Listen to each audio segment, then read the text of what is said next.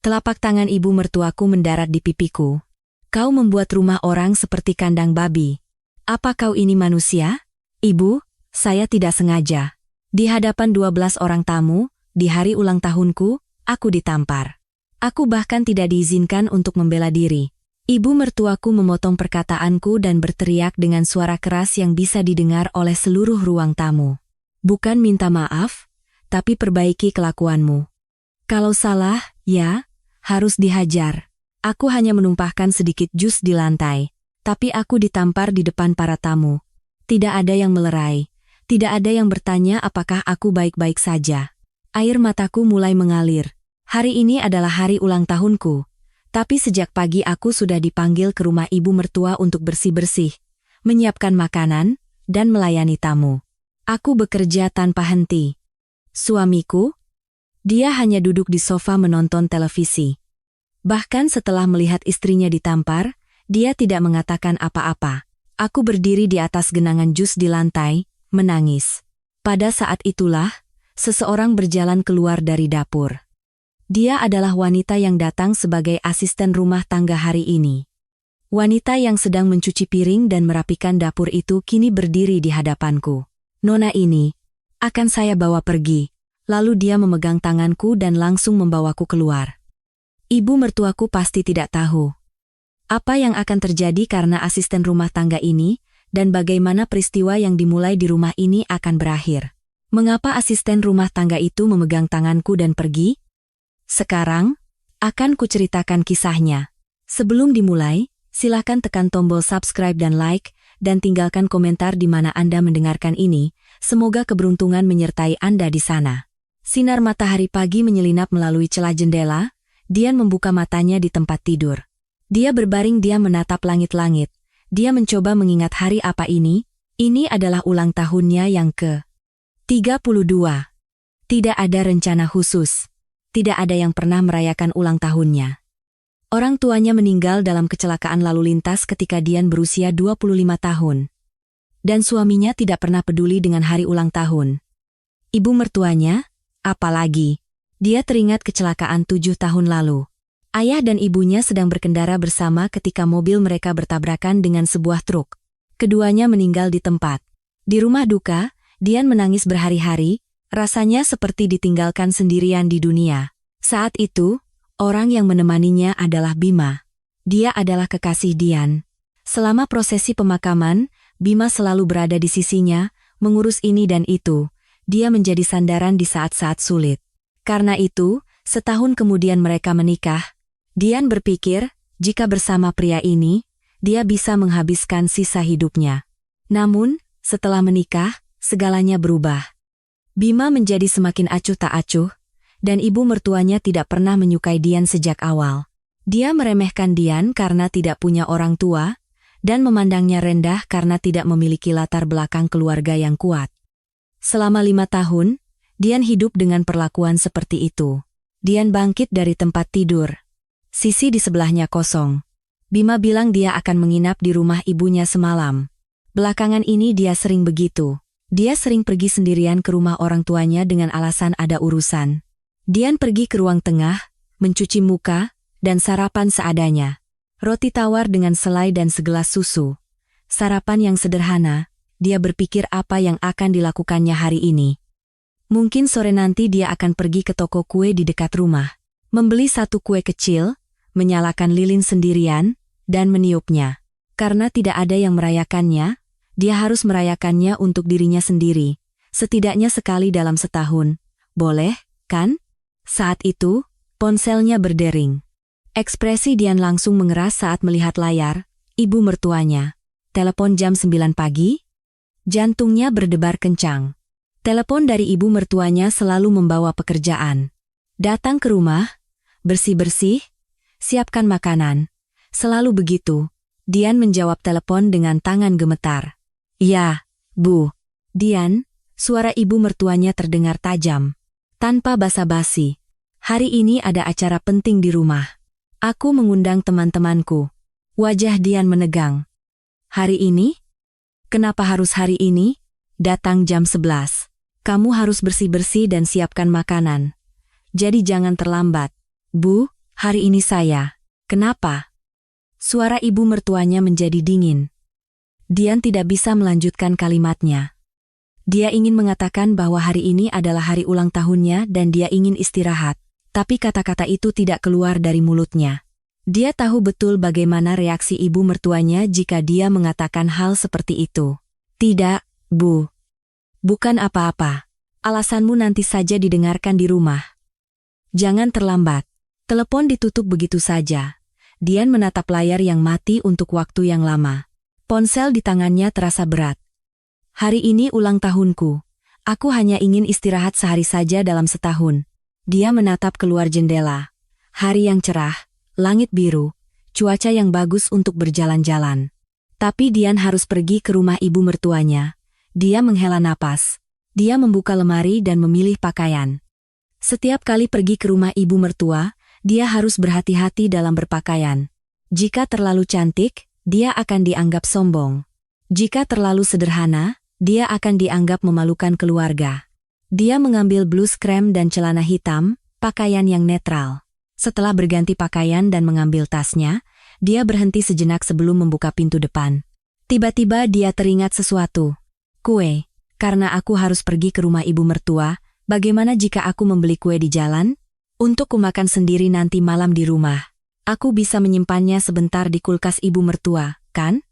Di sudut yang tidak terlihat, Dian mengangguk. Ya, ayo lakukan itu. Dia meninggalkan rumah. Naik lift ke lantai 1. Keluar dari kompleks apartemen, dia berjalan menuju halte bus. Toko kue langganannya berada di dekat halte. Toko kecil, di dalam etalase kaca, berbagai jenis kue dipajang. Kue Black Forest, kue coklat, kue keju. Dian berdiri di depan etalase, memandangi kue-kue itu cukup lama. Mana yang harus kubeli? Kue besar terlalu banyak untuk dimakan sendiri. Dan yang terlalu kecil terlihat menyedihkan. Setelah berpikir, dia memilih sebuah kotak kecil berisi 4 potong kue. Stroberi, coklat, tiramisu, dan keju. Cukup untuk dimakan sendiri selama beberapa hari. Untuk hadiah, Mbak? Tanya pegawai toko. Bukan, hanya saja. Dian menggantungkan kalimatnya. Entah kenapa dia merasa malu untuk mengatakan, ini untuk ulang tahunku. Mau dibungkus yang cantik? Ya, tolong. Pegawai itu memasukkan kue ke dalam kotak putih dan mengikatnya dengan pita merah, cantik sekali. Apa Mbak sedang berulang tahun? Tanya pegawai itu sambil tersenyum. Pertanyaan yang biasa diajukan kepada pembeli kue. Dian ragu sejenak, lalu mengangguk. Wah, selamat ulang tahun, ya. Pegawai itu tersenyum cerah. Satu kalimat itu entah kenapa menyentuh hatinya. Itu adalah ucapan selamat pertama yang dia dengar hari ini. Ucapan dari pegawai toko kue yang baru pertama kali ditemuinya, datang lebih dulu daripada keluarganya sendiri. Terima kasih, kata Dian sambil menerima kotak kue itu. Kotak di tangannya terasa hangat. Dia keluar dari toko dan berjalan ke halte bus. Sambil menunggu bus, dia menatap kotak kue itu. Kotak putih, pita merah. Sebuah kemewahan kecil. Setahun sekali, memanjakan diri sendiri boleh, kan? Bus datang. Dia naik dan duduk di dekat jendela. Dia meletakkan kotak kue di pangkuannya. Berhati-hati agar tidak miring. Di luar jendela, jalanan berlalu lalang. Orang-orang sibuk berlalu lalang, masing-masing menuju tujuannya. Dian juga sedang menuju suatu tempat. Rumah ibu mertuanya. Di dalam bus, Dian berpikir. Bagaimana hari ini akan berjalan, bersih-bersih, menyiapkan makanan, melayani tamu, dan bekerja sampai malam, tanpa istirahat. Tapi setidaknya, saat pulang malam nanti, aku akan makan kue ini. Sendirian, menyalakan lilin, menyanyikan lagu untuk diri sendiri, dan membuat permohonan. Itu akan menjadi ulang tahun Dian yang ke-32. Bus berhenti di halte dekat rumah ibu mertuanya. Dian turun dan berjalan menyusuri gang. Dia memeluk kotak kue dengan hati-hati. Rumah ibu mertuanya semakin dekat. Dia tiba di depan gerbang. Mengambil napas dalam-dalam. Meneguhkan hatinya, aku hanya perlu bertahan hari ini. Bertahan saja. Dia menekan bel.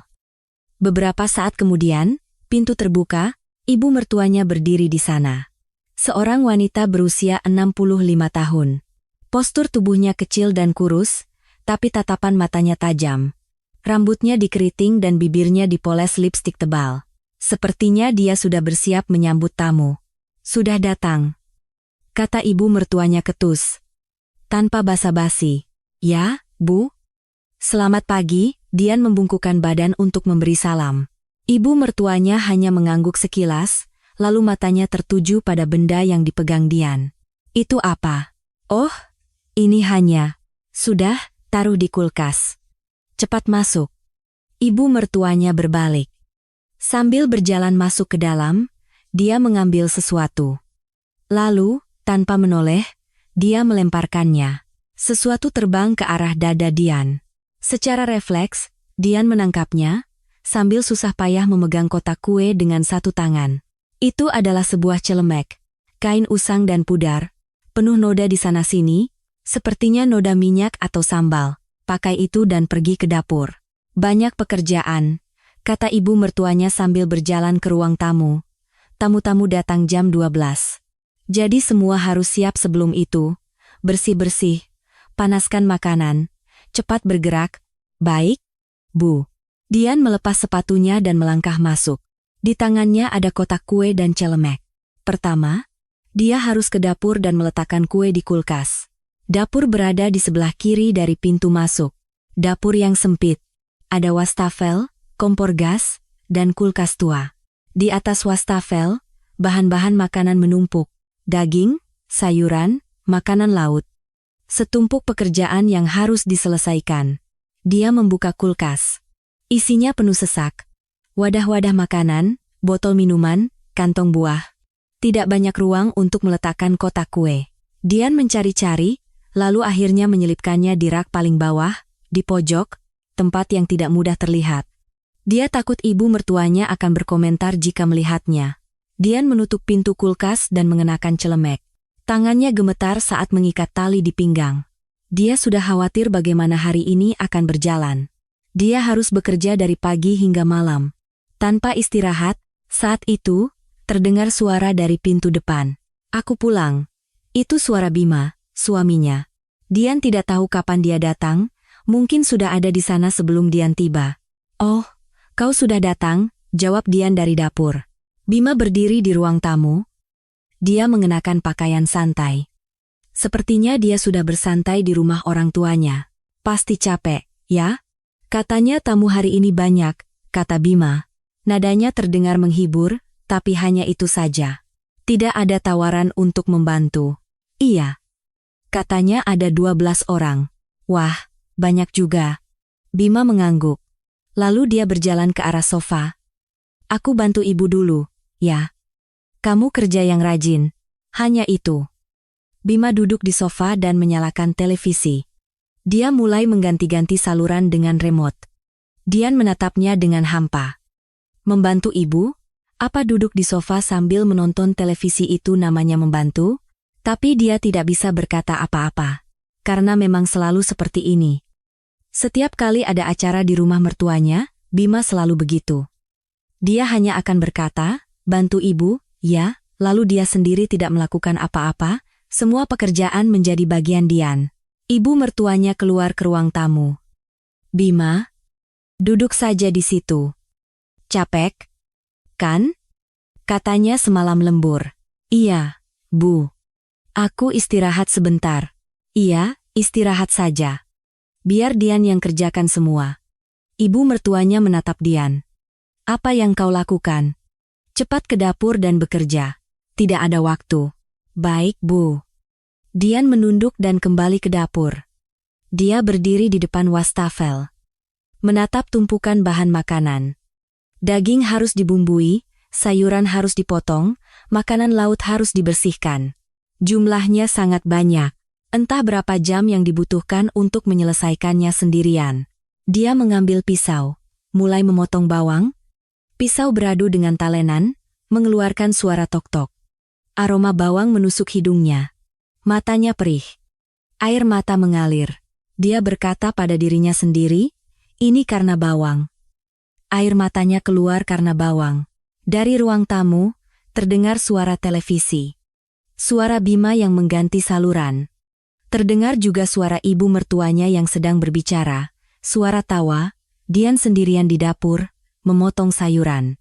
Setelah bawang, dia memotong wortel, lalu daun bawang. Jari-jarinya terasa pegal. Ada luka goresan kecil dari pisau, tapi dia tidak punya waktu untuk mempedulikannya. Dia melihat jam. Pukul 11,20. Tinggal 40 menit lagi sebelum tamu datang. Masih banyak pekerjaan yang menumpuk, membumbui daging, membersihkan ikan, dan membersihkan ruang tamu. Dian mempercepat gerakannya. Pinggangnya sakit. Kakinya kesemutan. Tapi dia tidak bisa berhenti. Dia harus menyelesaikan pekerjaan yang diperintahkan ibu mertuanya. Di rak paling bawah kulkas, ada kotak kue. Kotak putih, pita merah. Kue yang dibelinya pagi ini. Dia berencana meniup lilin sendirian malam ini, tapi entah itu akan mungkin terjadi atau tidak. Sambil memotong, Dian berpikir, hari ini ulang tahunku, kenapa aku harus berada di sini melakukan ini? Tapi pikiran itu tidak bertahan lama. Apa yang akan berubah jika dipikirkan terus? Dian tidak punya pilihan. Ibu mertuanya masuk ke dapur. Sayurannya sudah selesai dipotong? Ya, Bu. Hampir selesai. Sekarang saya mau membumbui daging. Cepat kerjakan. Tidak ada waktu. Dan bersihkan juga ruang tamu. Sebelum tamu datang, jangan sampai ada debu sedikit pun. Baik, Bu. Saya mengerti. Ibu mertuanya pergi. Dian mulai membumbui daging. Kecap, gula, bawang putih, minyak wijen. Dia mencampur bahan-bahan itu dan melumurinya pada daging. Tangannya penuh bumbu, meresap hingga ke sela-sela kuku. Ini adalah awal harinya. Selama beberapa jam ke depan, hal seperti ini akan terus berlanjut. Membersihkan, memasak, menyajikan, mencuci piring. Tanpa henti, Dian menelan ludah. Lalu kembali menggerakkan tangannya. Pukul 11.30. Dian sedang mengepel lantai ruang tamu. Dia berlutut, mengelap setiap sudut. Ibu mertuanya menyuruhnya membersihkan sampai tidak ada debu sedikit pun sebelum tamu datang. Lututnya sakit, tapi dia tidak bisa berhenti. Pekerjaan di dapur sudah sebagian besar selesai. Daging sudah dibumbui, sayuran sudah dipotong, ikan sudah dibersihkan, nanti tinggal dipanaskan dan disajikan saat tamu datang. Tapi sebelumnya, dia harus menyelesaikan pekerjaan bersih-bersih. Ibu mertuanya duduk di sofa, melihat ponsel. Sesekali dia mengangkat kepala untuk memeriksa pekerjaan Dian. Jika ada bagian yang tidak disukainya, dia langsung menegur. Di pojok sana masih ada debu. Apa matamu tidak lihat? Baik, Bu. Saya akan lap lagi. Meskipun itu adalah bagian yang sudah Dian lap 3 kali, dia tidak membantah. Dia hanya melakukan apa yang diperintahkan. Bima, suaminya, masih duduk di salah satu sisi sofa, menonton televisi. Sementara istrinya berlutut mengepel lantai, dia hanya mengganti-ganti saluran, sepertinya tidak ada niat sedikit pun untuk membantu. Sambil mengepel, Dian berpikir, apa tidak boleh aku mengatakan sekali saja hari apa ini?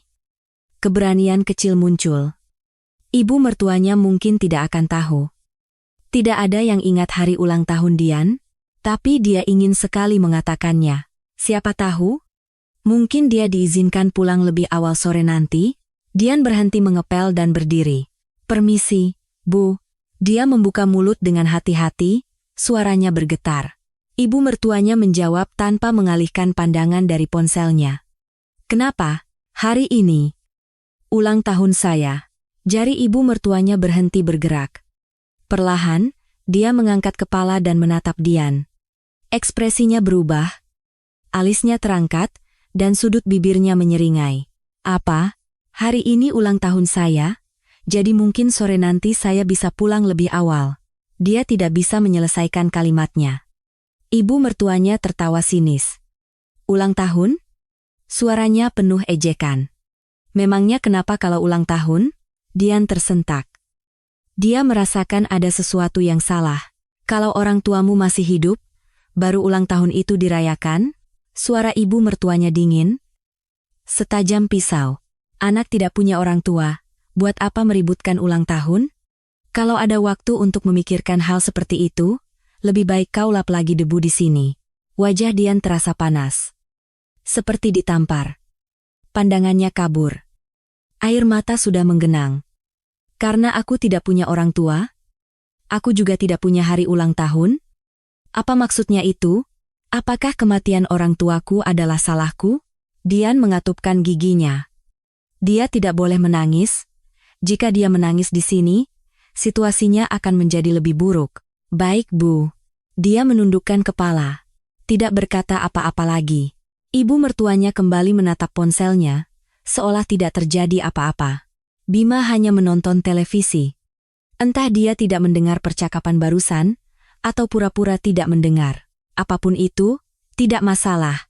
Bima memang selalu seperti itu. Dian kembali berlutut dan mulai mengepel. Tangannya gemetar. Jari-jarinya yang memegang kain pel mengencang. Gerakannya menjadi kasar. Kenapa aku mengatakannya? Sia-sia saja. Sudah sulit, malah jadi lebih sulit. Seharusnya aku tidak mengatakan apa-apa tentang ulang tahun. Seharusnya aku diam saja. Setetes air mata jatuh ke lantai. Cepat-cepat dia menghapusnya dengan kain pel, semoga tidak ada yang melihat. Pukul 12 siang, bel pintu mulai berdering. Para tamu mulai berdatangan satu persatu. Wanita-wanita seumuran ibu mertuanya. Ibu-ibu berusia 60-an dengan pakaian mewah masuk ke dalam rumah. Aroma parfum yang kuat menyebar. Suara tawa memenuhi ruangan. Wah, lama tidak bertemu. Rumahmu bersih sekali. Benar-benar siap menyambut tamu. Ya, ibu mertuanya menyambut dengan senyum lebar. Ayo, masuk. Hari ini aku siapkan banyak makanan enak. Wajah dingin yang tadi ditunjukkannya pada Dian lenyap tak berbekas. Dia seperti orang yang berbeda. Wajah tersenyum, suara ramah. Di depan para tamu, dia memainkan peran sebagai tuan rumah yang sempurna. Para tamu masuk ke ruang tamu. Mereka duduk di sofa, saling menyapa. Dengan 12 orang, ruang tamu terasa penuh. Dian sedang menyiapkan minuman di dapur. Dia menuangkan jus ke dalam gelas-gelas kaca dan meletakkannya di atas nampan. Tangannya gemetar. Dia harus keluar menghadapi para tamu. Kejadian tadi terus terbayang, membuatnya gugup. Dia membawa nampan dan berjalan ke ruang tamu. Silakan minumannya, kata Dian pelan. Dia meletakkan minuman satu persatu di depan para tamu, membungkuk dan membungkuk lagi. Salah seorang tamu memandang Dian dari atas ke bawah. Loh, ini siapa? Ibu mertuanya menjawab, oh, ini menantuku. Menantu? Kudengar anakmu sudah menikah, tapi baru kali ini aku melihatnya. Dia sibuk, jadi jarang ikut acara kumpul-kumpul, kata ibu mertuanya sambil melambaikan tangan. Lalu dia menambahkan sambil tersenyum, hari ini dia seperti asisten rumah tangga saja. Para tamu tertawa. Asisten rumah tangga? Mana boleh menantu disebut begitu? Hanya bercanda. Tapi setidaknya untuk hari ini, dia harus bekerja keras. Ibu mertuanya ikut tertawa. Para tamu juga tertawa, seolah baru saja mendengar lelucon yang sangat lucu. Dian hanya berdiri di sana. Nampan kosong di tangannya terasa berat, wajahnya tersenyum. Tapi hatinya membeku. Seperti asisten rumah tangga? Bukan menantu, tapi asisten rumah tangga? Salah seorang tamu berkata, zaman sekarang, mana ada menantu yang mau disuruh-suruh begini? Ibu beruntung sekali. Tamu lain menimpali, benar. Menantu zaman sekarang kalau dinasihati sedikit saja langsung melawan. Yang ini penurut, ibu benar-benar dapat berkah. Ibu mertuanya tersenyum puas. Dia memang sedikit penurut. Soalnya dia sudah tidak punya orang tua. Tidak punya orang tua? Iya. Orang tuanya meninggal lebih awal, makanya dia lebih patuh. Karena tidak punya tempat untuk kembali.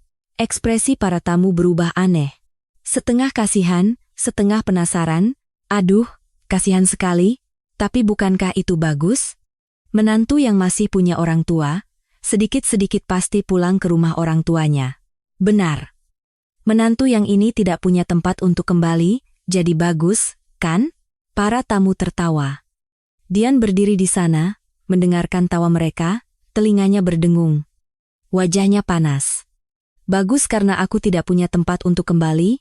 Tidak punya orang tua itu bagus untuk ibu mertua? Dian menundukkan kepala. Dia mencengkeram nampan kosong dengan erat, jari-jarinya memutih. Dian, apa yang kau lakukan? Jangan melamun saja. Pergi ke dapur siapkan makanan, kata ibu mertuanya. Baik, Bu. Dian kembali ke dapur. Dia berdiri di depan wastafel dan mencuci tangan. Air dingin mengalir di punggung tangannya. Entah itu air mata atau air keran, dia tidak bisa membedakannya. Hari ini ulang tahunku. Ulang tahun yang ke-32. Kenapa aku harus mendengar kata-kata seperti ini? Dian menelan air matanya. Lalu mulai memanaskan makanan. Hari ini masih sangat panjang.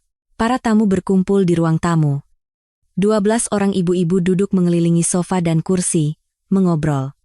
Tawa tak henti-hentinya terdengar. Ibu mertuanya duduk di tengah, memimpin suasana. Menawarkan makanan kepada para tamu, melontarkan lelucon, memainkan peran sebagai tuan rumah yang sempurna. Dian sibuk bergerak di dapur. Memanaskan makanan, menatanya di piring, membawanya ke ruang tamu. Tidak ada waktu untuk istirahat. Karena ada 12 tamu, makanan yang dibutuhkan juga sebanyak itu. Dia memanggang daging di atas wajan, merebus sup, dan memindahkan lauk pauk ke mangkuk. Asap mengepul dari tangannya, dia hampir saja terbakar karena memegang panci panas dengan tangan kosong. Tapi dia tidak bisa berhenti. Ibu mertuanya terus mendesaknya untuk bergerak cepat. Dian, dagingnya sudah selesai dipanggang, para tamu sudah menunggu. Ya, Bu. Sebentar lagi saya bawa. Dian menata daging di piring dan membawanya ke ruang tamu. Dia meletakkannya di depan para tamu dan membungkuk. Selamat menikmati. Wah, dagingnya kelihatan enak. Ibu benar-benar pandai menyiapkan makanan. Para tamu memuji ibu mertuanya. Meskipun makanan itu disiapkan oleh Dian sejak pagi, pujian itu ditujukan kepada ibu mertuanya. Dian hanya menunduk dan kembali ke dapur. Saat itu, bel pintu berdering. Ibu mertuanya bangkit dari tempat duduknya.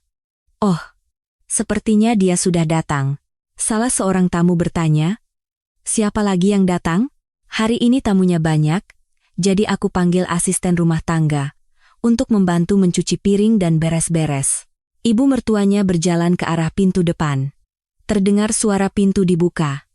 Selamat datang. Silakan masuk. Terdengar langkah kaki. Seseorang sedang melepas sepatu di pintu masuk. Dian mendengarkan dari dapur. Asisten rumah tangga datang. Dia tidak menyangka ibu mertuanya akan memanggil asisten. Biasanya, semua pekerjaan dibebankan padanya. Terdengar suara ibu mertuanya. Silakan ke dapur. Tolong bantu cuci piring dan beres-beres, ya. Baik, Bu. Suara yang rendah dan tenang. Langkah kaki mendekat ke arah dapur. Dian menoleh. Seorang wanita masuk ke dapur. Usianya sekitar akhir 50 kopaanan, pakaiannya rapi. Rambutnya pendek model bob, dan wajahnya biasa saja. Tapi ada aura yang tidak biasa padanya. Tatapan matanya berbeda. Untuk seorang asisten rumah tangga, matanya terlalu tenang dan dalam. Tidak ada tanda-tanda kegugupan. Seolah dia sudah terbiasa dengan situasi seperti ini, wanita itu menatap Dian. Mata mereka bertemu. Selamat siang. Sapa wanita itu lebih dulu. Suaranya lembut. Oh. Ya. Selamat siang, jawab Dian canggung. Saya Wulan, yang datang untuk membantu hari ini. Apa yang bisa saya bantu? Oh, itu. Piring kotornya menumpuk di wastafel. Baiklah. Wulan mengangguk dan berjalan ke wastafel. Dia mengenakan celemek dan menyingsingkan lengan bajunya. Lalu mulai mencuci piring. Dian mengamatinya sekilas. Gerakan tangannya tidak biasa. Setiap gerakan mencuci piringnya cepat dan tepat. Tanpa gerakan sia-sia. Tidak ada air yang terciprat. Tidak ada piring yang berbenturan. Dia bergerak dengan rapi, seolah sudah terlatih sejak lama. Dan tangannya. Untuk seorang asisten rumah tangga, tangannya terlalu halus dan bersih. Tidak kasar atau kapalan. Tidak terlihat seperti tangan yang sering bekerja keras. Kukunya juga rapi dan kulitnya halus. Aneh. Apa orang ini benar-benar asisten rumah tangga? Dian merasa curiga, tapi tidak bisa bertanya. Sekarang adalah waktunya bekerja. Ibu mertuanya memanggil dari ruang tamu. Dian, bawakan lagi minuman. Baik, Bu. Dian menata minuman di nampan dan membawanya ke ruang tamu. Sementara itu, Wulan terus mencuci piring dalam diam. Piring-piring kotor yang dibawa Dian langsung dibersihkannya dalam sekejap. Kecepatannya luar biasa. Pekerjaan yang jika dilakukan Dian sendirian akan memakan waktu 1 jam, selesai dalam waktu kurang dari 30 menit. Ketika Dian kembali ke dapur, wastafel sudah bersih dan kosong. Sudah selesai semua? Tanya Dian heran. Ya, sudah selesai, jawab Wulan datar. Selanjutnya apa yang bisa saya bantu? Oh, itu? Tolong rapikan mangkuk-mangkuk lauk di sana. Baik, Wulan berjalan ke arah mangkuk-mangkuk itu. Dia mulai merapikannya, Dian mengamati. Cara merapikannya juga berbeda. Bukan hanya ditumpuk sembarangan, tapi diatur dengan rapi berdasarkan ukuran dan jenis, seperti orang yang bekerja di dapur hotel. Dan sikapnya. Apapun yang dikatakan ibu mertuanya, ekspresinya tidak berubah. Tadi, saat ibu mertuanya dengan ketus menyuruhnya mencuci piring dan beres-beres, Wulan hanya menjawab, "Baik, Bu." Tidak ada tanda-tanda tersinggung atau mencoba menjilat. Dia hanya melakukan pekerjaannya dengan tenang, terkesan sebagai orang yang tangguh. Untuk seorang asisten rumah tangga, dia terlalu percaya diri dan santai. Terdengar tawa dari ruang tamu. Para tamu sedang tertawa membicarakan sesuatu, suara ibu mertuanya juga terdengar. Sepertinya mereka sedang asyik mengobrol. Dian harus kembali ke ruang tamu. Mengambil piring kosong, membawakan makanan baru. Terus bolak-balik. Setiap kali kembali ke dapur, Wulan ada di sana. Wulan bekerja dalam diam, mencuci piring, merapikan, membersihkan. Dia melakukannya tanpa disuruh. Bahkan bagian-bagian yang tidak terpikirkan oleh Dian, dia bersihkan dengan rapi. Keduanya hampir tidak berbicara. Tapi Dian merasakan sesuatu. Wulan sesekali menatapnya. Tatapan itu aneh. Bukan tatapan kasihan. Sepertinya ada emosi yang lebih dalam. Seperti khawatir atau prihatin. Kenapa dia menatapku seperti itu? Padahal kami baru bertemu. Sekitar pukul 2 siang. Acara makan para tamu sedang berlangsung. Dian sedang mengupas buah. Apel, pir, jeruk, untuk hidangan penutup. Wulan sedang mengelap piring di sebelahnya. Tiba-tiba dia membuka suara, pasti sangat melelahkan. Ya? Dian mengangkat kepala. Ya? Anda sudah bekerja terus sejak pagi. Kakinya pasti sakit. Dian terdiam sejenak. Kenapa orang ini mengatakan hal seperti itu? Tidak apa-apa. Sudah terbiasa. Terbiasa bukan berarti tidak lelah, suara Wulan lembut. Seperti menghibur. Dian tidak bisa menjawab. Tenggorokannya tercekat. Selama hari ini, tidak ada yang mengatakan hal seperti itu padanya. Ibu mertuanya hanya menyuruhnya bergerak cepat, suaminya tidak berniat membantu, dan para tamu menganggapnya tidak ada. Tapi orang asing ini bertanya apakah dia lelah. Terima kasih, hanya itu yang bisa diucapkan Dian. Suaranya bergetar. Wulan tersenyum tipis, bertahanlah sedikit lagi. Kata-kata itu terasa aneh dan penuh makna. Bertahan sedikit lagi? Apa maksudnya? Tapi dia tidak bisa bertanya. Suara ibu mertuanya terdengar dari ruang tamu. Dian? Buahnya belum selesai? Para tamu sudah menunggu. Ya, Bu. Sebentar lagi saya bawa. Dian bergegas menata buah di piring. Dia membawanya ke ruang tamu. Di dapur, Wulan yang tinggal sendirian menatap punggung Dian. Tatapannya semakin dalam. Bibirnya bergerak sedikit, seperti menggumamkan sesuatu, tapi tidak jelas apa yang dikatakannya. Wulan kembali mencuci piring. Gerakan tangannya masih cepat dan tepat. Tapi tatapan matanya sudah berubah. Tatapan seseorang yang telah mengambil keputusan. Waktu menunjukkan pukul 3 sore. Acara kumpul-kumpul para tamu masih berlangsung meriah. Setelah makan selesai, teh dan buah disajikan. Obrolan di ruang tamu tak henti-hentinya. Sesekali tawa meledak, sesekali keluh kesah terdengar. Dian masih bolak-balik antara dapur dan ruang tamu. Mengambil piring kosong, menuangkan teh, membawakan lebih banyak buah. Tidak ada waktu untuk istirahat. Kakinya terasa berat seperti timah. Sejak pagi dia terus berdiri. Wulan dengan diam-diam mencuci piring di dapur. Piring-piring yang dibawa Dian diterimanya dan dicuci hingga bersih. Keduanya bekerja dalam diam. Saat Dian membawa cangkir teh kosong ke dapur, suara percakapan para tamu terdengar jelas. Tidak ada pintu antara dapur dan ruang tamu, jadi suara mereka terdengar begitu saja.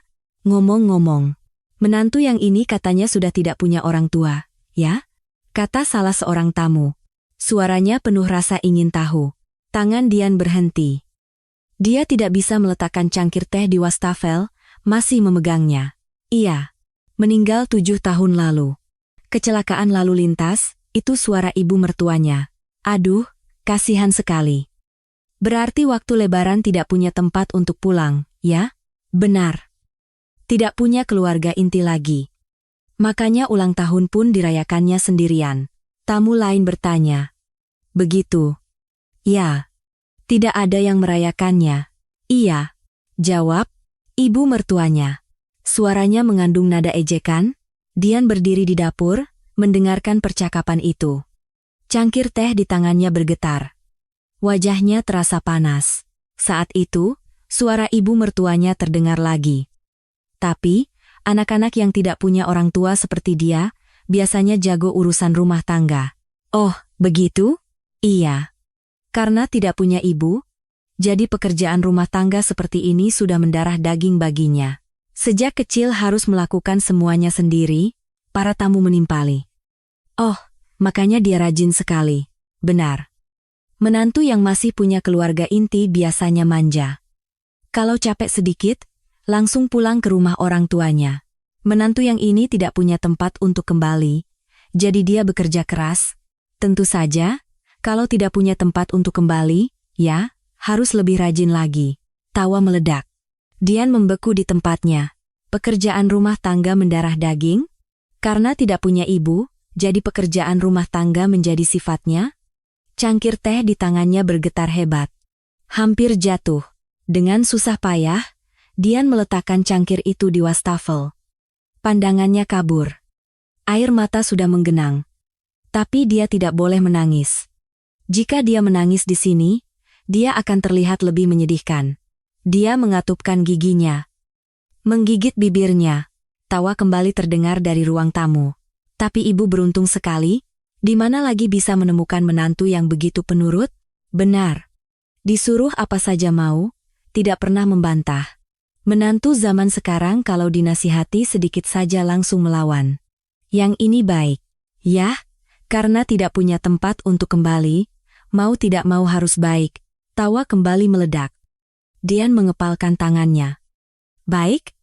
Baik karena tidak punya tempat untuk kembali? Apakah itu pujian? Atau ejekan? Saat itulah, tok, terdengar suara dari belakang. Suara pisau diletakkan di atas talenan. Dian menoleh. Wulan berdiri di sana. Dia tadi sedang memotong sayuran, tapi sekarang berhenti. Dia meletakkan pisau di atas talenan dan menatap Dian. Ekspresi Wulan sudah berubah.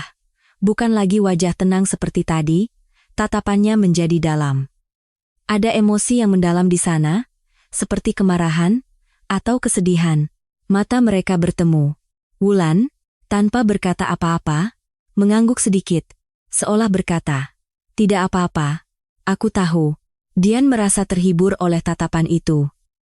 Aneh, padahal mereka baru bertemu hari ini, tapi kenapa hatinya terasa begitu tenang? Suara ibu mertuanya terdengar dari ruang tamu. Dian, apa yang kau lakukan? Bawakan lagi teh. Baik, Bu. Dian menelan air matanya dan menyiapkan teh. Tangannya gemetar. Wulan mendekat. Biar saya saja. Hah, menyiapkan teh biar saya saja. Anda istirahat sebentar. Suara Wulan lembut. Tidak apa-apa. Saya bisa. Anda tidak terlihat baik-baik saja. Suara Wulan tegas. Tapi hangat. Dian tidak bisa menjawab. Tenggorokannya tercekat. Wulan mengambil teko. Dengan cekatan dia menyiapkan teh dan membawanya ke ruang tamu. Dian bersandar di wastafel. Kakinya gemetar. Tubuhnya sudah mencapai batas. Air mata mengalir di pipinya. Tanpa suara, cepat-cepat dia menghapusnya dengan punggung tangan. Wulan kembali ke dapur. Dia menatap Dian. Anda baik-baik saja? Ya. Saya baik-baik saja. Itu bohong. Wulan pasti tahu. Wulan melangkah lebih dekat. Bertahanlah sedikit lagi. Kata-kata itu lagi-lagi terasa aneh. Kenapa dia terus mengatakan hal seperti itu? Tapi Dian tidak bisa bertanya. Suara ibu mertuanya terdengar lagi. Dian, kupas lagi buah dan bawa ke sini. Baik, Bu. Dian menghela napas dan mengambil pisau buah. Hari ini belum berakhir. Waktu menunjukkan pukul 4 sore. Obrolan para tamu terus berlanjut. Dian mengupas buah, membawanya ke ruang tamu, mengambil gelas kosong, lalu mengupas buah lagi. Tidak ada habisnya. Wulan dengan diam-diam mencuci piring di dapur. Keduanya bekerja dalam diam. Saat itu, salah seorang tamu masuk ke dapur. Haus, nih. Di kulkas ada minuman, kan? Boleh saya ambil sendiri? Oh, ya. Biar saya ambilkan. Dian berjalan ke kulkas. Tapi tamu itu sudah membuka pintu kulkas lebih dulu. Tidak apa-apa. Biar saya sendiri. Di mana, ya? Tamu itu melihat-lihat isi kulkas. Setelah mencari-cari, dia mengulurkan tangan dan mengambil sesuatu. Loh, ini apa? Kue ulang tahun? Ya. Jantung Dian mencelos. Kotak putih, pita merah. Kue yang dibelinya pagi ini dan disembunyikannya di pojok kulkas. Tamu itu membawa kotak kue itu ke ruang tamu. Ibu, di kulkas ada kue. Punya siapa ini? Ibu mertuanya melirik kotak itu sekilas. Lalu tersenyum sinis. Oh, itu punya menantuku. Anak yang tidak punya orang tua biasanya terobsesi dengan hari ulang tahun. Para tamu terkekeh. Aduh, kasihan sekali. Tapi, kan, hari ulang tahunnya. Setidaknya ada kue. Tawa ringan terdengar. Lalu tamu itu meletakkan kembali kotak kue di kulkas. Selesai, para tamu kembali mengobrol, seolah tidak terjadi apa-apa. Dian berdiri di dapur, wajahnya panas, dadanya sesak. Ada sesuatu yang naik hingga ke tenggorokan, tapi dia menelannya. Itu kueku. Satu-satunya hadiah yang kubeli untuk diriku sendiri. Wulan menatap Dian, tidak berkata apa-apa, hanya menatap, tatapannya dalam. Sepertinya dia sedang menahan sesuatu. Dian menunduk dan kembali mengupas buah. Tangannya gemetar. Waktu sudah lewat pukul 5 sore. Acara kumpul-kumpul para tamu sepertinya belum akan berakhir. Setelah makan dan minum teh serta buah, obrolan terus berlanjut. Tawa tak henti-hentinya terdengar. Ibu mertuanya asyik bercerita di antara para tamu. Dian mulai kelelahan. Sejak pukul 11 pagi dia bekerja tanpa henti. Sudah lebih dari 6 jam. Kakinya terasa sangat berat. Telapak kakinya sakit.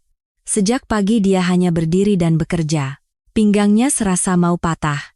Membungkuk, menegakkan badan, berjongkok, berdiri. Entah sudah berapa puluh kali dia melakukannya.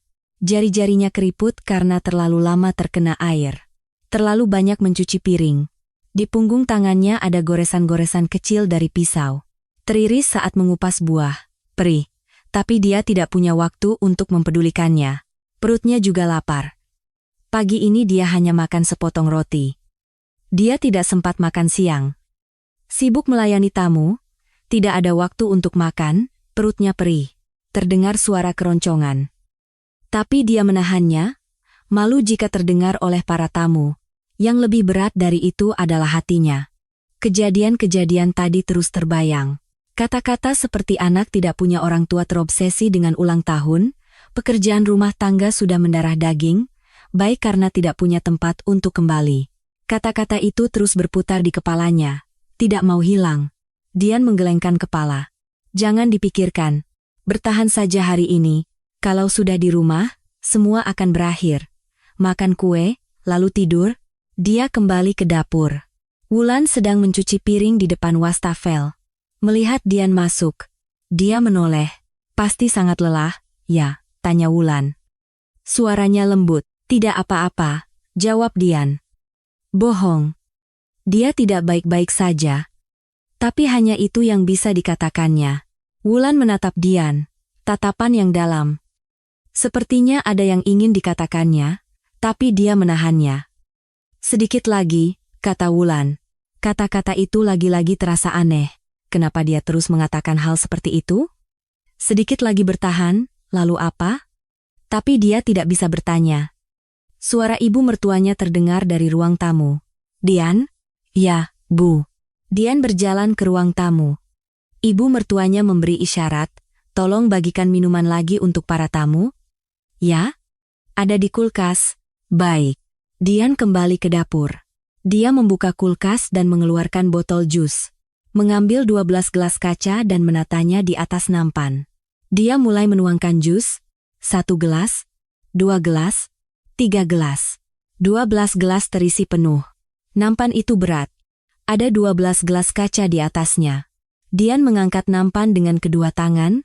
Dengan hati-hati, tangannya gemetar. Apakah karena lelah, atau lapar, atau karena gugup? Ujung jarinya bergetar halus. Gelas-gelas di atas nampan sedikit bergoyang. Dian mengambil napas dalam-dalam. Tenang. Pelan-pelan saja. Jangan sampai tumpah. Dia berjalan ke ruang tamu. Para tamu duduk mengelilingi ruangan, di sofa, di kursi, di atas bantal lantai. 12 orang duduk melingkar. Dian harus berjalan di antara mereka untuk membagikan minuman. Silakan minumannya, kata Dian pelan. Saat dia hendak membungkuk untuk meletakkan gelas, kakinya tersandung sesuatu. Sebuah tas yang diletakkan di lantai. Salah seorang tamu meletakkan tasnya di sana. Dian tidak melihatnya. Pandangannya fokus pada nampan. Dia terhuyung. Keseimbangan tubuhnya goyah. Nampan itu miring. Gelas-gelas mulai bergeser. Tidak. Dian berusaha mati-matian menjaga keseimbangan. Bertumpu pada satu kaki, dia mencoba menahan nampan agar tetap datar. Dengan sekuat tenaga. Tapi sudah terlambat. Salah satu gelas tergelincir dari nampan dan jatuh, mendarat di lantai. Gelas itu tidak pecah. Syukurlah. Tapi isinya tumpah. Jus jeruk menyebar di lantai. Ruang tamu seketika hening. Semua pandangan tertuju pada Dian. 12 pasang mata menatapnya. Ada yang kaget, ada yang kesal. Wajah Dian memucat. Maaf, saya tidak sengaja, katanya terbata-bata. Suaranya bergetar. Dia melihat wajah ibu mertuanya. Ekspresinya berubah drastis. Wajah yang tadi tersenyum kini mengeras. Matanya menyipit, sudut bibirnya berkedut. Wajahnya memerah padam. Ekspresi sebelum badai datang. Apa? Suara ibu mertuanya rendah. Pelan, tapi dingin. Apa yang kau lakukan? Bu, saya tidak sengaja. Sedikit. Ibu mertuanya melompat dari tempat duduknya. Menumpahkan minuman di lantai itu namanya sedikit. Suaranya meninggi, menggema di seluruh ruang tamu. Bu, saya akan langsung membersihkannya.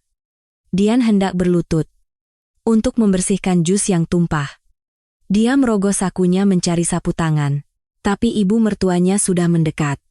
Berjalan dengan langkah cepat, berdiri menjulang di depan Dian. Dibersihkan, lalu selesai. Ibu mertuanya menatap Dian dari atas, tatapannya dingin, di depan para tamu. Kau membuat malu seperti ini? Suaranya semakin tinggi. Ludahnya muncrat. Para tamu dengan canggung mengalihkan pandangan. Ada yang menatap cangkir tehnya.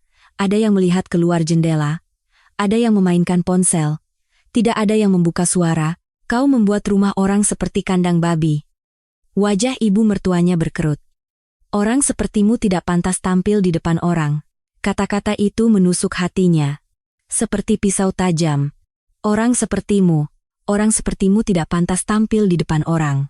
Dian berdiri menunduk. Seluruh tubuhnya gemetar. Nampan di tangannya bergetar hebat. Maaf, Bu. Saya benar-benar minta maaf. Bukan minta maaf, tapi perbaiki kelakuanmu. Tangan ibu mertuanya terangkat. Dian melihatnya. Telapak tangan ibu mertuanya berkilat di udara. Waktu seolah berjalan lambat. Aku akan ditampar. Pikiran itu melintas. Dan tangan itu turun. Plak. Dia ditampar. Kepalanya terdorong ke samping. Pipinya terasa panas seperti terbakar. Bintang-bintang berkelip di depan matanya, telinganya berdengung. Dian membeku di tempat. Dia ditampar. Di depan para tamu. Di depan 12 orang. Ruang tamu menjadi sunyi senyap. Hanya suara detik jam yang terdengar, tik-tok, tik-tok. Tidak ada yang berbicara, tidak ada yang bergerak. Para tamu menunduk atau mengalihkan pandangan. Tidak ada yang berkata, "Itu keterlaluan." Tidak ada yang bertanya, "Kau baik-baik saja?" Tidak ada yang melerai. Seolah mereka tidak melihat, tidak mendengar. Air mata mengalir dari mata Dian. Bukan karena pipinya sakit, tentu saja sakit, panas dan perih, tapi yang lebih sakit adalah hatinya. Bukan juga karena malu. Tentu saja malu, ditampa di depan orang banyak. Tapi yang lebih berat dari itu adalah kesedihan. Kenapa aku harus hidup seperti ini? Kenapa aku harus menerima perlakuan seperti ini? Hari ini ulang tahunku. Ulang tahun yang ke-32. Dihina karena membawa kue, ditampar karena menumpahkan beberapa tetes jus. Apa ini? Sebenarnya apa ini? Air mata mengalir di pipinya. Panas. Tidak bisa berhenti, dia menangis tanpa suara. Bahunya berguncang. Ibu mertuanya mendengus. Menangis? Apa yang kau tangisi? Kalau salah? Ya. Harus dihajar. Lalu dia berbalik ke arah para tamu dan berkata, "Maaf." Ya. Dia tidak becus bekerja. Kalian jadi melihat yang tidak enak. Para tamu tersenyum canggung. Tidak apa-apa, Bu. Bukan masalah besar. Benar? Hanya tumpah sedikit. Anak-anak memang kadang ceroboh, kata-kata ringan itu terlontar. Tapi bagi Dian, itu bukan hiburan, justru membuatnya merasa lebih hina. Bukan masalah besar? Aku ditampar. Ditampa di depan orang banyak. Dan itu bukan masalah besar? Dian berdiri menunduk. Air matanya menetes. Ke lantai, jus dan air mata bercampur. Seharusnya dia berlutut. Seharusnya dia membersihkan lantai. Tapi tubuhnya tidak bisa bergerak. Seolah membeku. Saat itulah terdengar langkah kaki dari arah dapur. Seseorang berjalan mendekat. Dian tidak bisa mengangkat kepala. Dia hanya menatap lantai. Pandangannya kabur karena air mata. Langkah kaki itu semakin dekat, lalu berhenti, tepat di samping Dian. Dian mengangkat kepala. Itu Wulan. Dia keluar dari dapur dan berjalan ke ruang tamu. Dian tidak tahu kapan dia keluar. Dia berjalan dengan tenang. Ekspresi Wulan sudah berubah. Bukan lagi wajah tenang seperti tadi, tatapannya menjadi dalam. Dingin dan tajam. Seperti es. Bibirnya terkatup rapat. Rahangnya mengeras. Sepertinya dia sedang menahan sesuatu, kemarahan. Wulan menatap Dian. Lalu perlahan mengulurkan tangan. Dia meletakkan tangannya di bahu Dian. Tangan yang hangat. Tangan Wulan berada di bahu Dian. Hangat. Kehangatan itu menjalar ke tubuh Dian. Bahunya yang gemetar sepertinya sedikit lebih tenang. Ruang tamu menjadi hening. Para tamu menatap Wulan. Penasaran apa yang akan dilakukan oleh wanita yang tiba-tiba muncul ini. Wajah ibu mertuanya mengeras. Apa? Ibu mertuanya menatap tajam ke arah Wulan. Hanya seorang asisten? Kenapa kau ikut campur? Suaranya tajam. Seperti saat membentak Dian tadi, Wulan tidak menjawab. Dia hanya menatap ibu mertuanya, dengan tenang. Ekspresinya tidak berubah. Sikap itu membuat ibu mertuanya semakin marah. Kenapa tidak menjawab? Aku memanggilmu untuk mencuci piring. Kenapa kau keluar di depan tamu? Ibu mertuanya melangkah maju. Cepat kembali ke dapur. Ini bukan tempatmu. Wulan perlahan membuka suara. Nona ini, akan saya bawa pergi. Ruang tamu membeku. Mata ibu mertuanya membelalak. Para tamu juga menunjukkan ekspresi kaget. Dian menatap Wulan dengan bingung. Apa? Membawa pergi? Apa? Tanya ibu mertuanya, seolah tidak percaya dengan apa yang didengarnya. Saya bilang, Nona ini akan saya bawa pergi, ulang Wulan. Suaranya pelan, tapi tegas. Wajah ibu mertuanya memerah padam. Kau gila? Teriaknya. Siapa kau? Siapa kau berani-beraninya membawa pergi menantu orang? Wulan tidak mengubah ekspresinya. Dia hanya menatap ibu mertuanya. Tatapannya dingin. Siapa aku? Ulang ibu mertuanya, berteriak. Suaranya menggema di seluruh ruang tamu. Hanya seorang asisten rumah tangga. Baru bertemu hari ini. Berani-beraninya kau. Wulan perlahan melangkah maju. Dia menatap lurus ke arah ibu mertuanya. Anda bertanya siapa saya? Suara Wulan merendah. Pelan, tapi terasa berat. Anda akan segera tahu. Ruang tamu menjadi sunyi senyap. Ekspresi para tamu berubah, wajah mereka bingung. Apa maksudnya? Ibu mertuanya terdiam sejenak, tapi kemudian dia mendengus. Jangan bercanda, asisten rumah tangga bicara omong kosong apa? Wulan tidak membantah. Dia hanya menatap ibu mertuanya. Ekspresinya tidak berubah. Ibu mertuanya semakin marah. Cepat keluar, teriaknya. Keluar dari rumahku, wanita gila. Para tamu tersentak. Suara ibu mertuanya terlalu keras. Wulan masih tidak bergerak. Tangannya masih di bahu Dian. Ibu mertuanya mendekat. Berdiri menjulang di depan Wulan. Cepat keluar, katanya sambil menggeretakkan gigi. Tangannya gemetar. Sepertinya dia siap memukul Wulan kapan saja. Wulan membuka suara. Bersiaplah, suaranya dingin. Anda telah membuat kesalahan besar dengan memukul, meremehkan, dan menyakiti nona ini. Wajah ibu mertuanya mengeras. Apa katamu? Lihat saja nanti, Wulan berbalik. Dia menatap Dian. Ayo pergi. Dia memegang tangan Dian. Genggaman yang lembut tapi kuat. Dian berdiri termangu.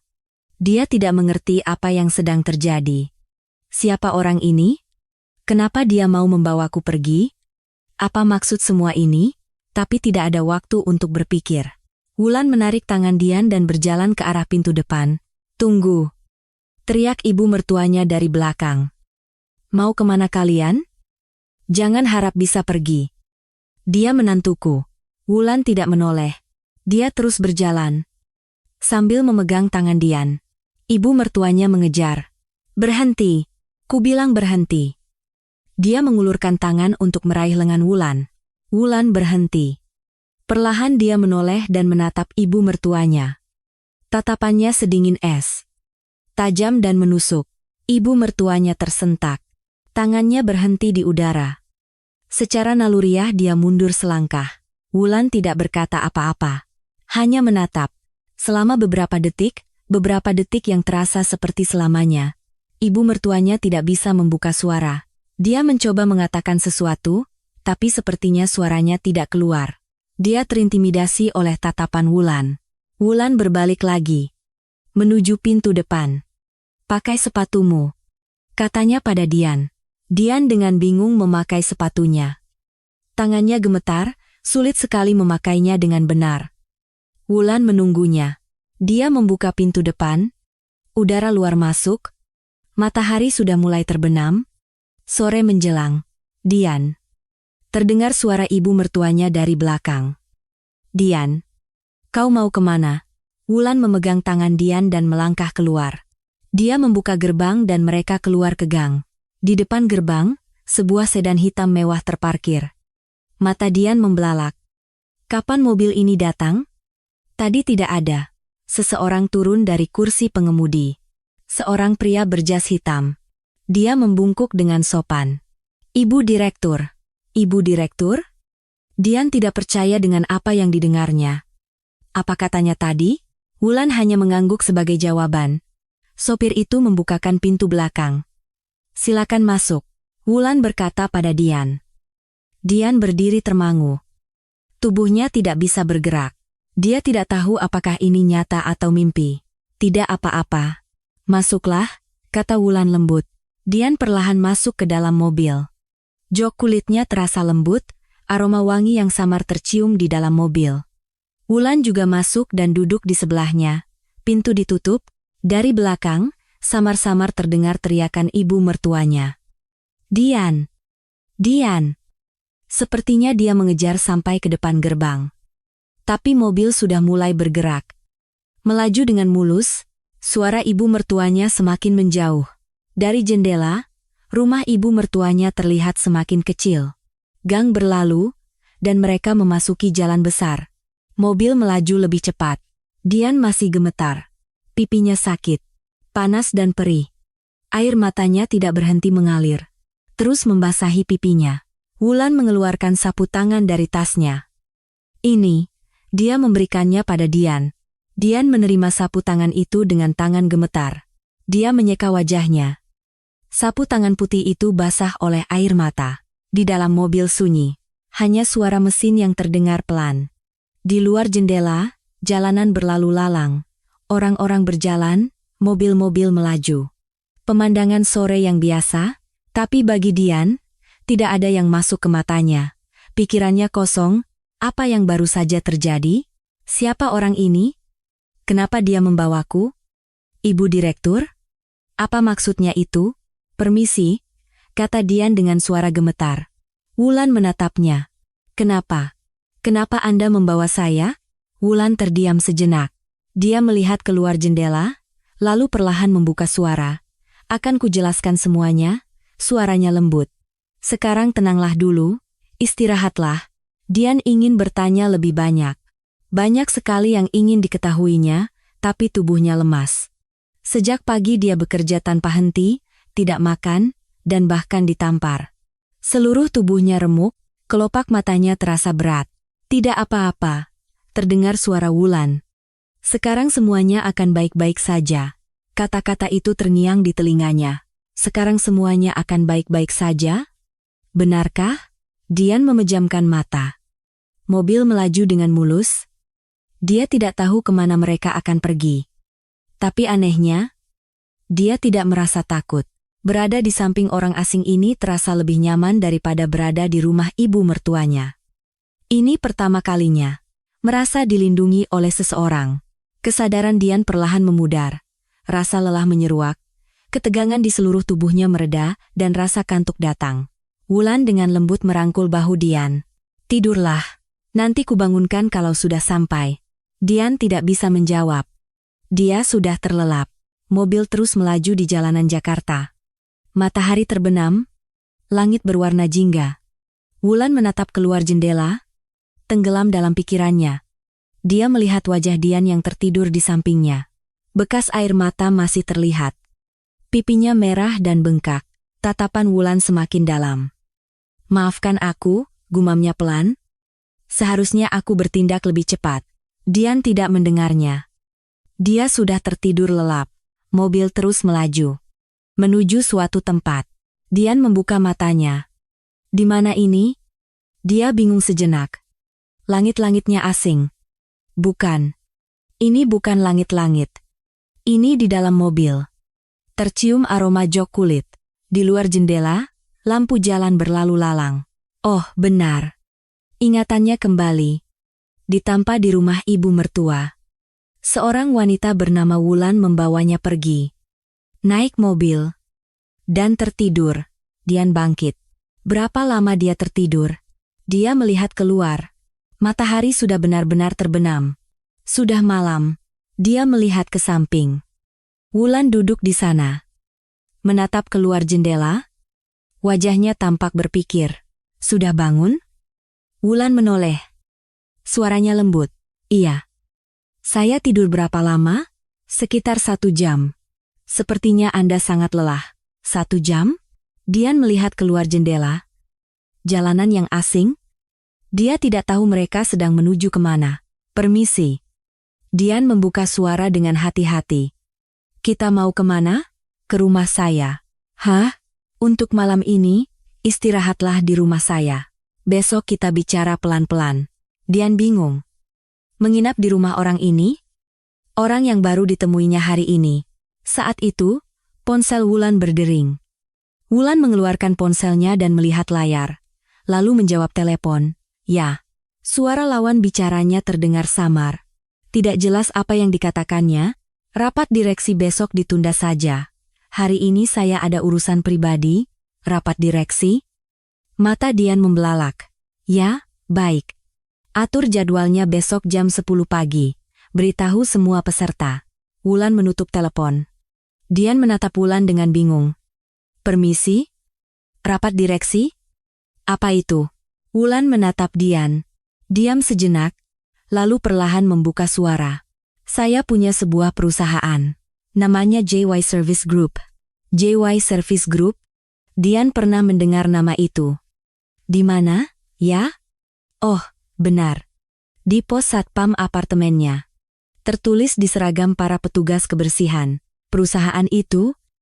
Perusahaan yang saya tahu? Ya, perusahaan yang bergerak di bidang kebersihan gedung, keamanan, catering, dan manajemen fasilitas. Mulut Dian ternganga. Kalau begitu, Anda, direktur utamanya adalah saya, kata Wulan datar. Dian kehilangan kata-kata. Pikirannya kosong. Dia mengira Wulan adalah asisten rumah tangga. Asisten yang dipanggil ibu mertuanya. Orang yang mencuci piring dan merapikan. Tapi ternyata seorang direktur utama?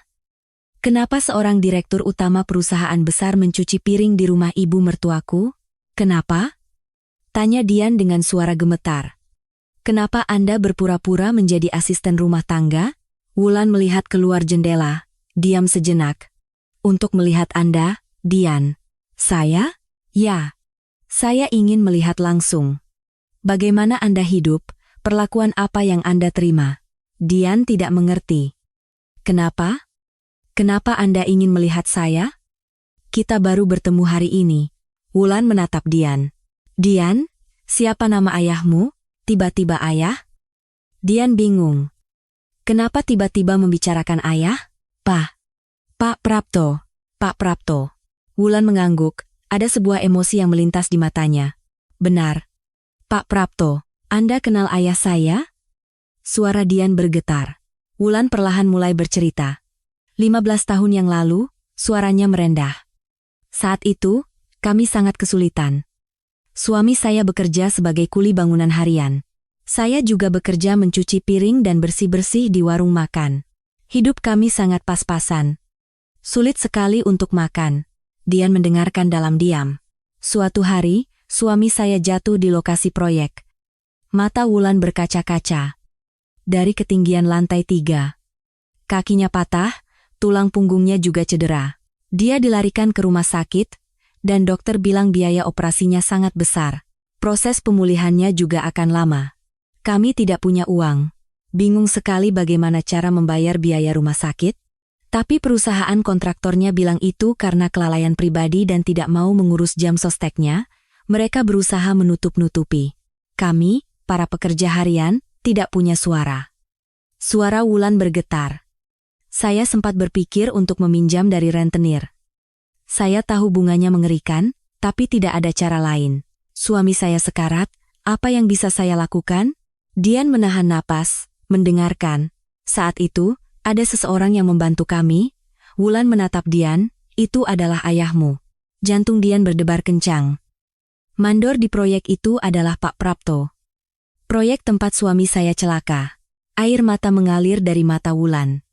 Mengetahui perusahaan berusaha menutup-nutupi, Pak Prapto yang maju memperjuangkannya. Dia melawan perusahaan dan berhasil mengurus jam sosteknya. Dia juga membantu biaya pengobatan dan rehabilitasi. Dengan uang pribadinya, ayah saya? Ya. Dan dia juga melarang kami meminjam dari rentenir. Dia bilang kalau pinjam uang itu, seumur hidup kami akan terus membayarnya, jadi jangan pernah menyentuhnya. Sebagai gantinya, dia bilang akan membantu sedikit demi sedikit. Mata Dian juga berkaca-kaca. Nanti, setelah suami saya keluar dari rumah sakit dan tidak bisa bekerja lagi, ibumu yang mengajari saya bekerja. Ibu saya? Ya. Ibumu punya warung makan kecil. Beliau mengajari saya resep memperkenalkan pelanggan.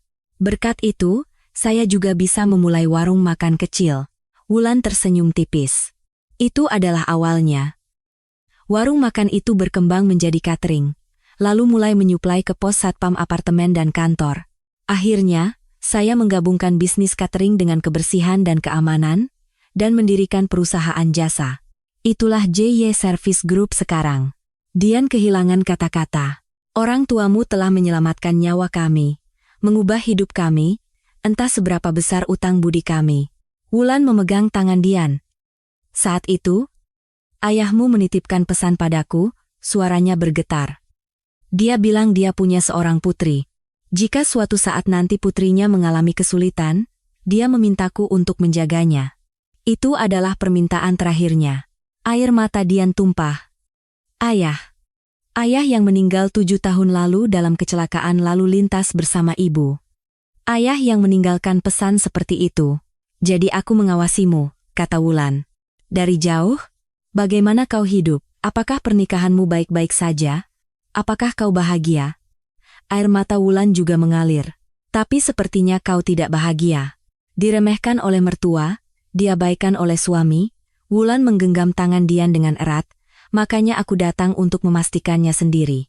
Menyamar sebagai asisten rumah tangga. Aku ingin melihat langsung seberapa sulit hidupmu, perlakuan apa yang kau terima. Dian tidak bisa berkata apa-apa. Hanya menangis. Dan hari ini aku melihatnya. Kau ditampar. Suara Wulan menjadi tegas. Aku tidak bisa diam saja lagi, aku harus membawamu keluar dari rumah itu. Maafkan aku, kata Wulan.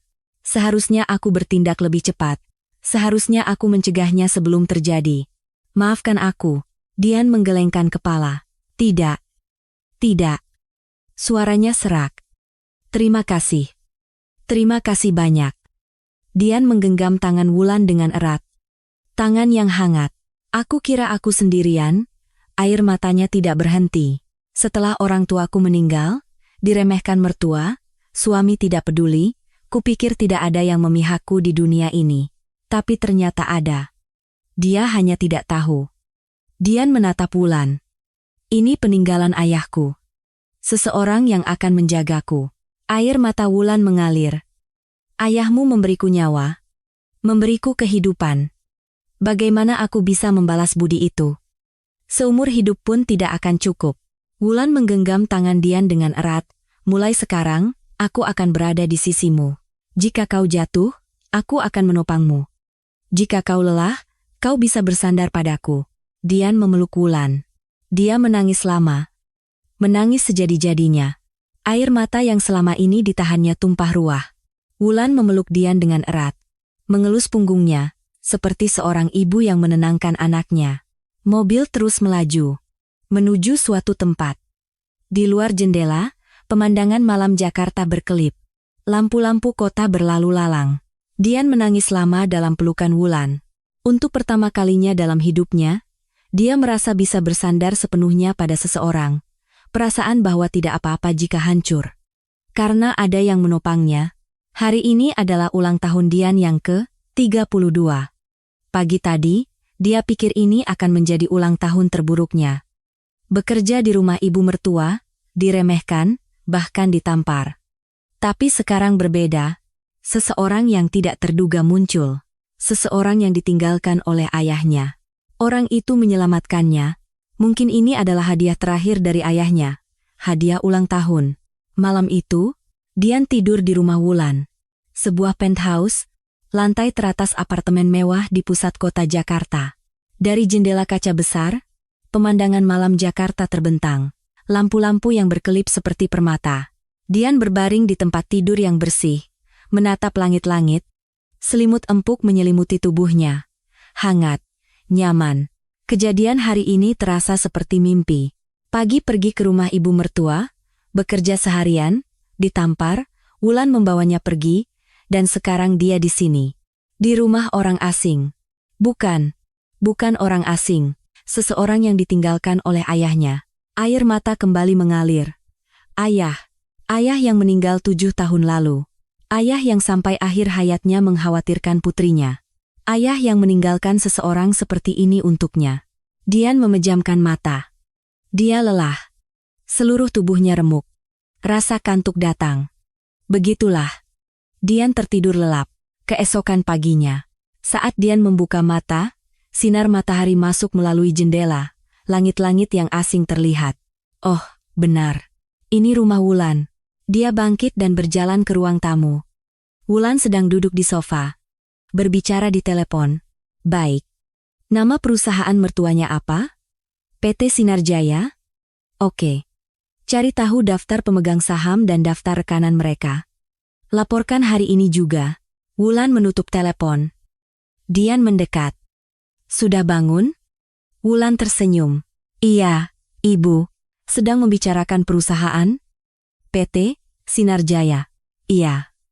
Perusahaan suamimu, kan? Dian mengangguk. Perusahaan yang diwarisi Bima dari ayahnya? Perusahaan dagang kecil? Kenapa, Bu? Hanya ingin mencari tahu sedikit. Kata Wulan datar. Jangan khawatir. Kamu istirahat saja. Makan dulu. Wulan menunjuk ke meja makan. Bubur hangat dan lauk pauk tersaji di sana. Bukan saya yang masak. Tadi pagi pesan antar. Kemarin seharian kamu tidak makan, kan? Makan yang ringan dulu. Dian duduk di meja makan, dia menyendok bubur, hangat, terasa lembut di perutnya, air mata menetes. Sudah lama sekali dia tidak makan masakan yang disiapkan orang lain. Di rumah mertuanya, selalu Dian yang memasak. Makanan untuk tamu, untuk ibu mertua, untuk suami. Makanan untuk dirinya sendiri selalu belakangan. Atau bahkan tidak ada sama sekali. Makan pelan-pelan, kata Wulan. Dian mengangguk sambil makan bubur. Sejak hari itu, perang dingin dimulai. Wulan di permukaan bersikap biasa saja. Dia hanya menyuruh Dian beristirahat, jangan khawatir, katanya. Tapi di belakang, dia bergerak secara berbeda. Sekretaris Wulan mulai menyelidiki PT Sinar Jaya. Kondisi keuangan perusahaan, daftar pemegang saham, daftar rekanan, status mitra bisnis, semuanya digali. Beberapa hari kemudian, laporan diserahkan. Ibu Direktur, ini laporan mengenai PT Sinar Jaya. Sekretaris menyerahkan dokumen. Wulan membaca dokumen itu. Kondisi keuangannya tidak bagus, ya? Betul, Bu. Sudah 2 tahun berturut-turut merugi, utang bank juga banyak. Struktur pemegang sahamnya, Direktur Utama Bima dan ayahnya 45%, lalu ada perusahaan investasi lain 30%, sisanya pemegang saham kecil. Wulan mengangguk. Perusahaan investasi dan pemegang saham kecil itu, bisa kita akuisisi sahamnya? Butuh waktu, tapi bisa, Bu. Lakukan diam-diam, jangan sampai ketahuan. Baik, Bu. Sekretaris keluar. Wulan menatap keluar jendela, permintaan ayah Dian. Menjaga putrinya jika kesulitan, sekarang saatnya menepati janji itu dengan benar. Dia bertekad akan membalas semua perbuatan yang telah mereka lakukan pada Dian. Ibu mertua dan suaminya tidak tahu apa-apa. Sehari setelah Dian pergi, Bima menelepon Dian. Tapi Dian tidak menjawab. Wulan sudah membelikannya ponsel baru. Nomornya diganti. Bima menelepon ibunya. Bu, Dian tidak bisa dihubungi. Wanita gila itu entah kemana. Kemarin ada wanita aneh yang membawanya pergi. Wanita aneh? Iya. Katanya asisten rumah tangga, tapi tiba-tiba bilang mau membawa Dian pergi, lalu langsung pergi begitu saja. Apa? Apa maksudnya itu? Aku juga tidak tahu. Wanita itu bicara aneh-aneh. Katanya lihat saja nanti, akan segera tahu, dan sebagainya. Bima merasa tidak masuk akal. Asisten rumah tangga? Mungkin dia hanya bicara omong kosong. Makanya ku bilang dia wanita gila. Dian juga sudah gila. Bima menggelengkan kepala. Paling beberapa hari lagi juga pulang. Dia kan tidak punya tempat untuk kembali. Benar. Anak yang tidak punya keluarga inti mau kemana lagi? Sebentar lagi juga merangkak pulang. Keduanya berpikir begitu. Bahwa Dian akan segera kembali. Karena tidak punya tempat untuk pergi. Tapi Dian tidak kembali. Seminggu berlalu, 2 minggu berlalu. Bima terus menelepon, tapi tidak tersambung. Dia juga pergi ke rumah mereka, tapi Dian tidak ada. Bima mulai cemas, tapi ada hal yang lebih aneh lagi terjadi. Di perusahaannya, rekan bisnis satu persatu mulai memutuskan kontak. Rekanan lama tiba-tiba membatalkan kontrak. Ketika ditanya alasannya, mereka tidak memberikan jawaban yang jelas. Maaf, Pak Bima, kami juga tidak bisa berbuat apa-apa. Ini keputusan dari atasan. Bank juga menelepon. Pak Bima, perpanjangan pinjaman Anda sepertinya sulit. Hah? Kenapa? Bukankah sebelumnya tidak ada masalah? Setelah ditinjau kembali oleh kantor pusat, risikonya dinilai terlalu besar. Maaf, Bima rasanya mau gila. Kenapa jadi begini? Apa masalahnya? Sebulan berlalu. Suatu hari, orang-orang asing datang ke kantornya. Anda Pak Bima? Tanya seorang pria berjas hitam. Iya. Anda siapa? Kami dari tim hukum JY Service Group. Wajah Bima mengeras. JY Service Group. Sepertinya dia pernah mendengar nama itu. Ini surat panggilan rapat umum pemegang saham. Pria itu menyerahkan dokumen. Apa? RUPS. Saya pemegang saham mayoritas, kenapa saya tidak tahu ada RUPS? Saat ini, 51% saham PT Sinar Jaya dimiliki oleh anak perusahaan JY Service Group. Wajah Bima memucat. Apa katamu? Kami telah mengakuisisi saham dari perusahaan investasi dan pemegang saham kecil. Dalam RUPS kali ini, akan ada agenda restrukturisasi Dewan Direksi. Bima membuka dokumen itu, tangannya gemetar. Di sana tertulis dengan jelas. Anak perusahaan JY Service Group memiliki 51% saham PT Sinar Jaya. Kapan? Bagaimana? Pikiran Bima kosong. RUPS diadakan. Bima dan ayahnya, Suryo, hadir. Tapi permainan sudah berakhir. Agenda pertama, pemberhentian seluruh Dewan Direksi yang lama. Setuju? Setuju? Setuju? Suara setuju yang telak. Sesuai keputusan rapat, dengan ini kami memberitahukan bahwa Direktur Utama Bima dan Direktur Suryo diberhentikan. Bima terduduk lemas di kursinya. Ini, apa ini? Semuanya berakhir. Perusahaan warisan ayahnya hilang. Pada hari yang sama, Dian mengajukan gugatan cerai. Dia pergi ke pengadilan bersama pengacara yang dikenalkan Wulan. Setelah mengajukan berkas, ponselnya berdering. Itu Bima. Entah dari mana dia tahu nomor barunya, dia menelepon. Dian ragu sejenak, lalu menjawab, "Halo, Dian." Suara Bima panik. "Dian? Kau di mana? Apa yang sudah kau lakukan?" "Apa yang kulakukan? Perusahaan. Perusahaan direbut oleh JY Service Group. Apa kau kenal dengan orang-orang perusahaan itu?" Dian diam sejenak. "Apa hubungannya denganku? Apa maksudmu tidak ada hubungan? Wanita yang membawamu pergi itu, dia Direktur Utama JY Service Group, kan? Kau bekerja sama dengannya untuk melakukan ini?" Suara Bima menajam. "Dian, tolong bantu aku. Minta dia kembalikan perusahaannya." "Ya, aku salah. Aku mengaku salah." "Mengaku salah?" Suara Dian menjadi dingin. "Apa salahmu?" "Itu. Jadi, saat aku ditampar oleh ibumu, kau melakukan apa?" Bima tidak bisa menjawab. "Saat aku dihina oleh ibumu, kau melakukan apa? Di hari ulang tahunku, saat aku diperlakukan seperti pembantu di rumah orang tuamu, kau melakukan apa?"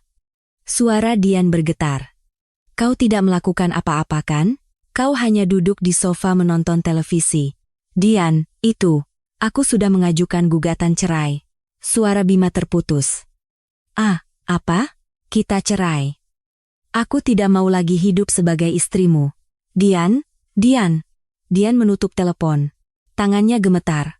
Tapi tidak ada penyesalan, justru lega. Perceraian disahkan sebulan kemudian. Bima menentangnya sampai akhir, tapi tidak ada gunanya. Pengacara yang dikenalkan Wulan mengurus semuanya. Bukti kekerasan ibu mertua, bukti pengabaian Bima, semuanya dikumpulkan dan diserahkan. Hakim memenangkan Dian. Keluarga mertuanya kehilangan segalanya. Perusahaan, menantu, dan harga diri. PT Sinar Jaya namanya tetap sama, tapi pemilik sebenarnya adalah JY Service Group. Bima dan ayahnya benar-benar tersingkir. Ibu mertuanya, mendengar kabar itu, menangis berhari-hari. Bagaimana bisa jadi begini? Tapi tidak ada yang menjawabnya. Setahun kemudian, suatu sore, Dian duduk di sebuah kafe yang tenang. Di dekat jendela, sinar matahari masuk dengan hangat. Di atas meja ada sebuah kue kecil, kue stroberi. Satu lilin tertancap di atasnya. Hari ini adalah ulang tahun Dian yang ke-33. Sangat berbeda dari setahun yang lalu. Setahun yang lalu, dia bekerja seperti pembantu di rumah ibu mertuanya, ditampar, dihina karena sebuah kue. Tapi sekarang berbeda. Pintu kafe terbuka, Wulan masuk. Dia membawa seikat bunga. "Sudah menunggu?" Wulan tersenyum sambil duduk di seberangnya. "Tidak, baru saja sampai." Dian tersenyum. Wulan memberikan bunga itu. "Selamat ulang tahun." "Terima kasih." Dian menerima bunga itu. "Harum, tiup lilinnya," kata Wulan. Dian memejamkan mata, membuat permohonan. Setahun yang lalu, Dia berharap bisa hidup dengan lebih sedikit penderitaan.